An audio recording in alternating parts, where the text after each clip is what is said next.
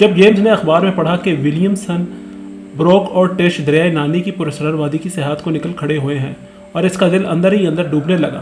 وہ وہاں ہوتا تو ان تینوں کو موت کے منہ میں جانے سے روکتا۔ اس وقت یوں بھی وہ ان سے بہت دور تھا۔ اگر وہ وہاں ہوتا تو اسے یقین تھا کہ وہ لوگ اس کی بات کو نہ مانتے۔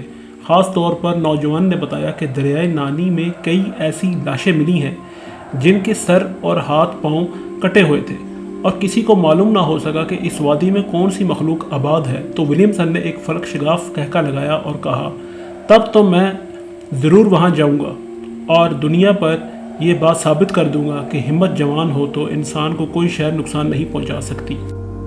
اس وقت جیمز نے اسے جوانی کا جوشیلا پن قرار دے دیا تھا، مگر جب اسے معلوم ہوا کہ ولیمسن کو یہ خبر معلوم ہے کہ ولیمسن اپنے دونوں دوستوں کے ساتھ خطرناک سفر پر روانہ ہو گیا ہے تو اسے بہت ہی افسوس ہوا۔ کئی دنوں کے بعد اخبارات میں یہ خبر شائع ہوئی کہ تینوں نو عمر جانبازوں کا ابھی تک کوئی کھوج نہیں مل سکا۔ البتہ ان کی ٹوٹی پھوٹی کشتی اور ایک گلی سڑی لاش دریا کے نچلے حصوں میں ہوائی جہاز کے ایک پائلٹ نے دیکھی ہے۔ جیمز سمجھتا تھا کہ ان کی موت کا وہ ذمہ دار تھا، کیونکہ اگر وہ اس وادی کے متعلق سنی ہوئی عجیب و غریب اور حیرت انگیز واقعات نہ سناتا تو وہاں جانے کا جنون ان میں پیدا نہ ہوتا۔ اسے اچھی طرح یاد ہے کہ امریکہ کی سیاحت کے دوران نیو یارک ہوٹل میں اس کی ملاقات ولیمسن، بروک اور ٹش سے ہوئی تھی اور وہ جلد ہی آپس میں بے تکلف دوست بن گئے تھے۔ باتوں باتوں میں نہانی کی ایک نہایت ہی دشوار گزار وادی کا ذکر آیا۔ جیمز نے انہیں وہ تمام واقعات سنائے جو وہ اس کے متعلق سن چکا تھا کہ وہاں آدم خور لوگ رہتے ہیں اور ہوائی جہازوں سے بعض لوگوں نے اس مقام پر انسانی کھوپڑیوں کی مانند کچھ چیزیں دیکھیں اور دریائے نانی میں بغیر سر اور ہاتھ پاؤں کے انسانی لاشیں بہتی ہوئی ملی۔ جیمز کی ان باتوں کا سننا تھا کہ تینوں دوستوں نے ارادہ کر لیا کہ وہ ضرور اس وادی کی مکمل معلومات حاصل کریں گے۔ بہرحال دو سیاحوں کی گمشدگی اور ایک کی موت سے جہاں ملک بھر میں سنسنی پھیل گئی، وہاں اس نے پختہ عزم کر لیا کہ وہ خود اس وادی کا سفر کرے گا اور دیکھے گا کہ ان تینوں کا کیا حشر ہوا۔ جب جیمز نے اپنے ارادے کا اظہار کیا تو اس کے دوستوں اور رشتہ داروں نے اس مہم پر جانے سے روکنا شروع کر دیا۔ بھلا کینیڈا میں کون تھا جو اس وادی کے واقعات سن کر نہ کانپ اٹھتا؟ غرض ہر ایک نے اسے اس خطرناک ارادے سے باز رہنے کی تلقین کی، مگر اس نے کسی کی نہ مانی۔ اس کے ساتھ ایک اور سر پھرا پروفیسر بھی اس مہم میں جانے کو تیار ہو گیا اور انہوں نے کچھ کھانے پینے کا سامان اور رائفلیں، کارتوس اور دوسری ضروری چیزیں کشتی میں رکھ کر پرخطر سفر پر روانہ ہو گئے۔ دوسرے روز 10 بجے ہوں گے جب انہوں نے کشتی پانی میں ڈال دی۔ وہ تمام دن خیریت سے گزر گیا۔ اس سے اگلے دن وہ دوپہر کو اس مقام پر پہنچ گئے جہاں سے ننگی اور پتھریلی پہاڑیوں کا سلسلہ شروع ہوتا تھا۔ بس اس جگہ پر پراسرار وادی کا سلسلہ شروع ہوتا ہے۔ عام لوگ اس وادی کو بغیر سر کے لاشوں کی وادی کہتے ہیں۔ شام تک وہ پہاڑیوں میں سے گزرتے رہے جو دریا کے دونوں اطراف کھڑی تھی۔ قدرتی طور پر یہاں کی فضا ہیبت ناک سی تھی اور وہ اس کا اثر اپنے دلوں میں محسوس کر رہے تھے۔ اس مقام پر پانی بھی دریا کے پہلے حصے کے مقابلے میں کہیں زیادہ تیز رفتاری سے بہہ رہا تھا۔ جگہ جگہ بڑے بڑے بھنور پیدا ہو رہے تھے اور بڑی بڑی موجوں کے شور سے وہاں کی خاموش فضا بھی بڑی ڈراؤنی لگ رہی تھی۔ سورج غروب ہونے میں 1 گھنٹہ باقی تھا کہ دونوں نے کشتی کو لنگر انداز کیا اور کھانا تیار کر کے تناول کیا اور پھر شام کو ہونے تک اپنے اپنے سفری تھیلوں میں گھس گئے۔ خدایا، وہ کتنی خوفناک اور بھیانک رات تھی۔ ہر طرف ہو کا عالم طاری تھا۔ بڑی بڑی چمگادڑیں اڑتی ہوئی آئیں اور چیختی چلاتی دوسری طرف نکل جاتی۔ انہوں نے سنا تھا کہ اس وادی میں چیتے، لگڑ بگے اور اسی قسم کے وحشی درندے بھی ہیں، اسی لیے یہ طے پایا کہ دونوں باری باری جائیں گے، مگر حقیقت یہ تھی کہ ان دونوں میں سے کوئی بھی نہ ہو سکا۔ آدھی رات کو جنگلی جانوروں کا ایک ریوڑ ادھر کو آن نکلا۔ جیمز نے جلدی سے گولی چلا دی۔ پہاڑیاں گونج اٹھیں اور جانور جو اندھیرے میں کتوں کی مانند لگ رہے تھے شور مچاتے اور چیختے ہوئے پہاڑوں میں گم ہو گئے۔ پروفیسر ہڑبڑا کر جاگ اٹھا اور باقی رات انہوں نے جاگ کر گزاری۔ دوسری صبح ناشتے کے بعد وہ پھر روانہ ہو گئے۔ کوئی 11 بجے وہ ایسے علاقے میں پہنچ گئے جہاں دریا کے دونوں اطراف گھنا جنگل کھڑا تھا۔ ماحول کی ہیبت ناکی میں مزید اضافہ ہو گیا تھا۔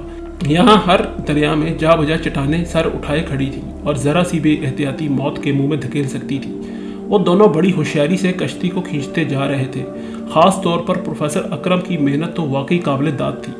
دوپہر کے بعد ایک واقعہ ہے، تقریباً 1 فرلانگ آگے ایک ڈول سی کشتی نظر آئی جس پر چند آدمی سوار تھے۔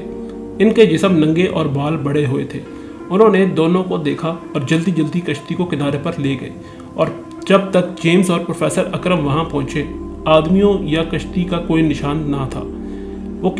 وہ کشتی سمیت جنگل میں کہیں غائب ہو گئے تھے۔ ان لوگوں کے اچانک ہی اوجھل ہو جانے سے نامعلوم طور پر وہ خوف محسوس کرنے لگے تھے اور کشتی کو تیزی سے چلانے لگے۔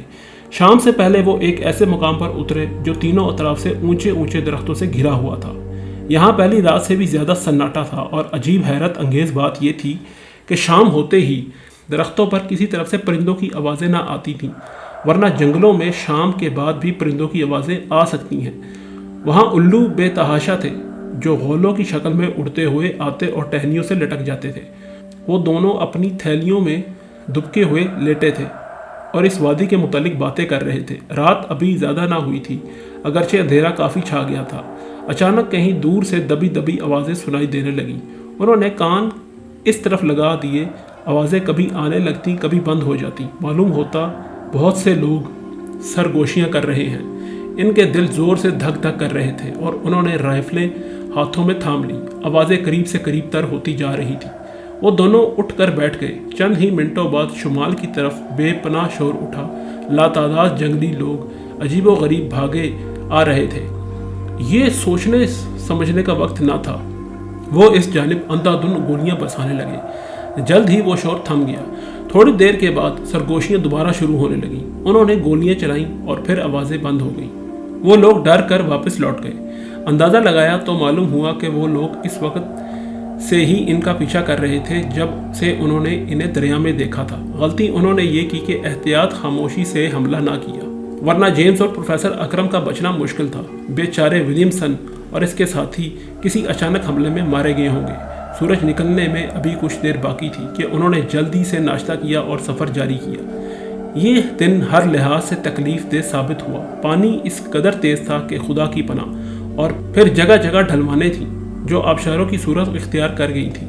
جب بھی کوئی آبشار آتی انہیں کنارے پر لگنا پڑتا، کشتی کور سے باندھ کر کھینچنا پڑتا اور پیدل چل کر وہ ڈھلوان طے کرتے، اور ہر لمحہ یہ ڈر رہتا کہ کہیں سے وحشی لوگ اچانک حملہ آور نہ ہوں۔ یہ یقینی بات تھی کہ وہ لوگ متواتر ان کا تعاقب کر رہے تھے، کیونکہ جب وہ کشتی کو چلا رہے ہوتے تو اچانک چٹانوں پر سے درختوں کے تازہ کٹے ہوئے تنے آتے اور خوفناک شور کے ساتھ دریا میں گر پڑتے۔ وہ تو پروفیسر اکرم کشتی چلانے میں بہت زیادہ ماہر تھا، ورنہ جیمز یہ کہانی بیان کرنے کے لیے دنیا میں موجود ہی نہ ہوتا، اور اس کی لاش بھی بغیر سر کے دریائے نانی میں تیرتی ہوئی ملتی اور نہ معلوم اس کا کچھ پتہ ہی نہ چلتا۔ بہرحال پروفیسر ہوشیاری سے کشتی کو ان خطرات سے بچا لیتا۔ پانی تو یوں بھی تیز تھا ہی، کشتی کو انہوں نے مزید تیز کر دیا تھا۔ شام ہوتے ہی وہ ایسی جگہ پر پہنچے جہاں دریا کے کنارے گھنے جنگلوں میں وحشی لوگوں کا ٹھکانہ تھا۔ جو ہی انہوں نے جیمز اور پروفیسر کو دیکھا تو انہوں نے آسمان سر پر اٹھا لیا، اور بچے بوڑھے سبھی سر سے پاؤں رکھ کر جنگل سے فرار ہو گئے۔ انہوں نے دیکھا تو اس ڈر سے کہ کہیں جنگل میں چھپ کر انہیں زیادہ نقصان نہ پہنچائیں، تیزی سے آگے بڑھ گئے۔ اس جگہ پر مری ہوئی چھپکلیاں، گلہریاں اور جنگلی چوہے شاخوں سے بندھے لٹکے تھے۔ شاید ان لوگوں کی خوراک تھی۔ وہ رات بہت آگے جا کر گزاری گئی اور وہ پل بھر کو بھی نہ سو سکے۔ حیرانگی کی بات تو یہ تھی کہ اس وقت کوئی ناخوشگوار واقعہ پیش نہ آیا۔ ان کا خیال تھا کہ شاید وحشیوں کا علاقہ گزر گیا ہے۔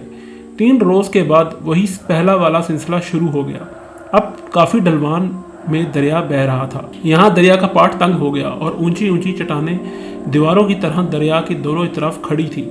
جو ہی وہ اس ڈھلان میں داخل ہوئے، کئی ٹن وزنی بہت بڑی چٹان لڑکتی ہوئی دریا میں آ گری، جس سے اتنی بڑی لہر پیدا ہوئی کہ مون کی کشتی کاغذ کی ناؤ کی طرح ڈگمگانے لگی۔ وہ دونوں ہوائی فائر کرتے رہے اور کنارے پر آئے۔ جیمز نے دور سے دیکھا، گھنے درختوں میں ایک شخص بھاگتا ہوا چٹانوں پر چڑھ رہا ہے۔ اس نے تاک کر نشانہ لیا اور لبلبی دبا دی۔ دوسرے ہی لمحے وہ آدمی لڑکتا ہوا نیچے آ رہا تھا۔ اس رات کو وہ ایک گھنے جنگل میں اترے۔ آدھی رات سے پہلے کا وقت تھا کہ جنگل میں اچانک ہر سمت آگ بھڑک اٹھی۔ انہوں نے جلدی جلدی سامان کشتی میں لادا اور اندھیرے میں ٹھوکریں کھاتے ہوئے تیزی سے کشتی کو پانی میں کھینچنے لگے۔ اب آئندہ کے لیے انہوں نے یہ عادت بنا لی کہ رات کو بالکل نہ سوتے اور دن کو کسی محفوظ مقام پر آرام کر لیتے۔ موت کا سایہ ہر وقت ان کے سر پر منڈلا رہا تھا اور ہر وقت جان کے لالے پڑے رہتے۔ एक रोज़ वो ऐसी जगह पर आए जहाँ दरिया के साथ साथ तमाम जंगल जला हुआ था। वो दरिया से बाहर निकलने और एक बुलंद व बाला मुकाम पर खड़े होकर इधर उधर का जायजा लिया। दूर दूर तक जंगल जला हुआ था और जगह बिल्कुल साफ थी, इसलिए कश्ती को उन्होंने एक जगह छुपा दिया और इस जगह का मुआयना करने लगे। खुदा की पनाह, जगह जगह इंसानी सरों की हड्डियां बिखरी हुई थी और सिर्फ 3 खोपड़ियां हमें सही सलामत मिली। उन्होंने सोचा शायद कब्रिस्तान हो, चुनाचे कई जगह से खोद कर भी उन्होंने देखा, लेकिन हैरानगी की बात यह है कि ज़मीन के ऊपर या अंदर कहीं भी इंसानी जिस्म का कोई हिस्सा या हड्डी ना मिली। शायद वहशी लोगों को यहाँ पकड़ लाते हैं और फिर इन्हें कत्ल करते होंगे, मगर वो सिर्फ सर को क्या करते होंगे? इन सवालों का जवाब किसी के पास ना था। वो काफ़ी देर तक इस जगह का मुआयना करते रहे और तस्वीर उतारते रहे, फिर गम से बोझल दिलों के साथ उठने लगे और फिर आगे की जानिब बढ़ने लगे। वादी का ज़्यादा हिस्सा उन्होंने अबूर कर लिया। अभी थोड़ी ही दूर आगे निकल आए थे कि दरिया के किनारे बुलंद शोर सुनाई दिया। इनकी कश्ती के करीब एक सनूबर का बहुत बड़ा दरख्त आ गिरा। कश्ती कई फुट ऊपर उछली और उलट गई। प्रोफेसर अकरम ने इस सिमत गोलियां चलाईं जिस तरफ से दरख्त गिरा था। खुशकिस्मती से वहाँ पानी कम गहरा था, इसलिए वो बिल्कुल महफूज रहे। वो रात उन्होंने आंखों में काट दी और चांद की चांदनी में कश्ती को आगे की तरफ चलाते रहे। जहाँ भी किनारे पर आहट सुनाई देती वो बेतहाशा गोलियां बरसाते। सुबह तक जंगल का ये खौफनाक सिलसिला ख़त्म हो चुका और वो खुली फिजा में आ गए। विलियमसन और ब्रोक का कहीं सुराग ना मिल सका।